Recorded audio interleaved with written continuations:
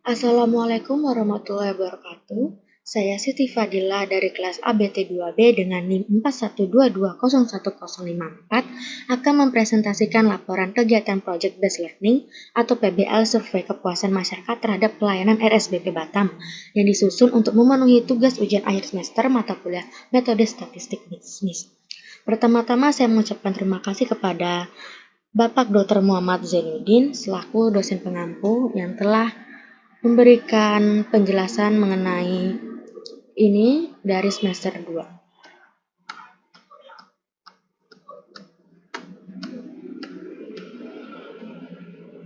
Di sini memiliki tujuan kegiatan survei kepuasan masyarakat terhadap RSBP Batam bertujuan untuk mengukur tingkat kepuasan masyarakat sebagai pengguna layanan dan meningkatkan kualitas penyelenggara pelayanan publik. Dan juga memiliki beberapa sasaran, manfaat, serta hasil SKM.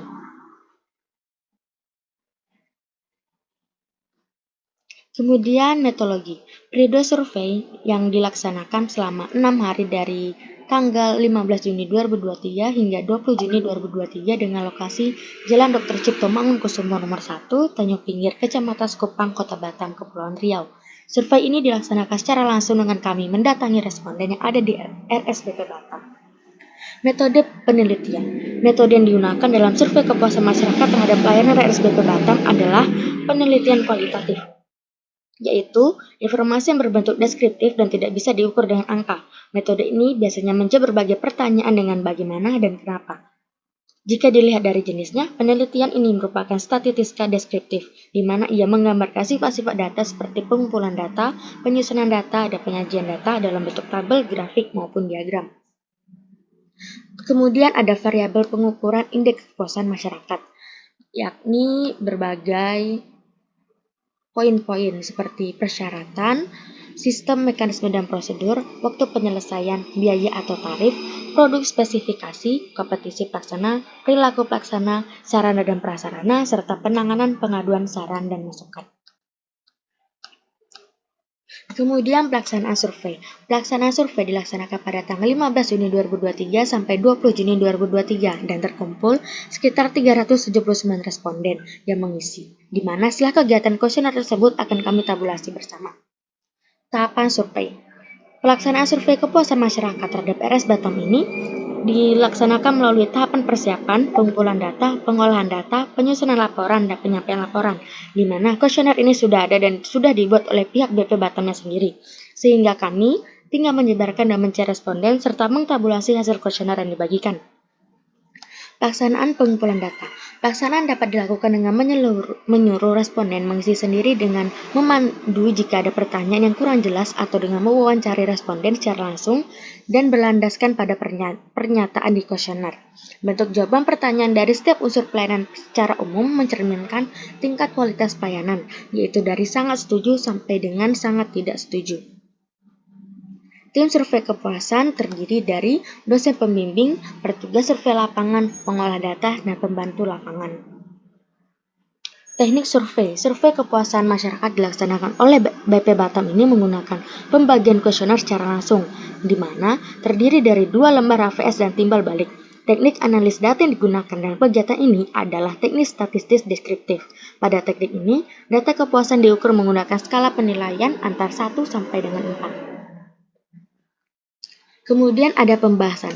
Setelah 379 sampel didapat dari beberapa responden, selanjutnya adalah mengolah data untuk mencari statistika deskriptifnya, yakni distribusi frekuensi jawaban dari responden dengan menggunakan aplikasi SPSS. Di sini merupakan gambar tabulasi data, di mana kami menggunakan spreadsheet lalu saya memindahkannya ke dalam Excel. Kemudian ada hasil survei. Hasil uji frekuensi kuesioner kepuasan masyarakat di Rumah Sakit BP Batam sebagai berikut. Yang pertama ada persyaratan pelayanan, kesesuaian masyarakat pelayan. Berdasarkan hasil uji frekuensi pada indikator persyaratan pelayanan seperti terlihat pada tabel di atas, nilai kumulatif persen berada di angka 68,8% dengan jawaban mudah dan angka 1,1% dengan jawaban tidak mudah. Ini untuk pertanyaan yang pertama, question 1. Kemudian ada question 2. Berdasarkan hasil uji frekuensi pada indikator persyaratan pelayanan seperti terlihat pada tabel di atas, nilai kumulatif persen berada di angka 69,1% dengan jawaban mudah dan angka 1,6% dengan jawaban tidak mudah untuk question kedua atau pertanyaan kedua. Lalu di poin sistem, mekanisme, dan prosedur. Kemudian prosedur pelayanan di question 1. Berdasarkan hasil uji frekuensi pada indikator kemudahan prosedur pelayanan seperti terlihat pada tabel di atas, nilai kumulatif persen berada di angka 68,9% dengan jawaban mudah dan angka 1,3% dengan jawaban tidak mudah. Untuk question 2, berdasarkan hasil uji frekuensi pada indikator kemudahan prosedur pelayanan seperti terlihat pada tabel di atas, nilai kumulatif persen berada di angka 68,9% dengan jawaban setuju dan angka 1,3% dengan jawaban tidak setuju. Lalu, waktu penyelesaian pelayanan untuk question pertama yaitu kecepatan pelayanan. Berdasarkan hasil uji frekuensi pada indikator kecepatan pelayanan seperti terlihat pada tabel di atas, nilai kumulatif persen berada di angka 69,3% dengan jawaban jelas dan angka 2,6% dengan jawaban tidak jelas. Untuk question 2, berdasarkan hasil uji frekuensi pada indikator kecepatan pelayanan terlihat pada tabel di atas, nilai kumulatif persennya berada di angka 69,4% dengan jawaban setuju dan 1,6% dengan jawaban tidak setuju. Dilihat dari tabel di sini. Dan begitu seterusnya sampai ke poin terakhir, yaitu penanganan pengaduan, saran, dan masukan yang terdiri dari 3 pertanyaan.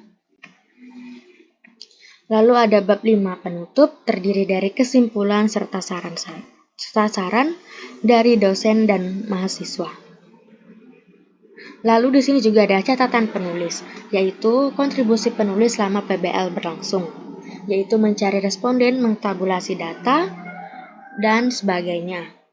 Berikut beberapa lampiran atau bukti saya pada saat saya melakukan PBL. Dan ini merupakan gambar spreadsheet-nya.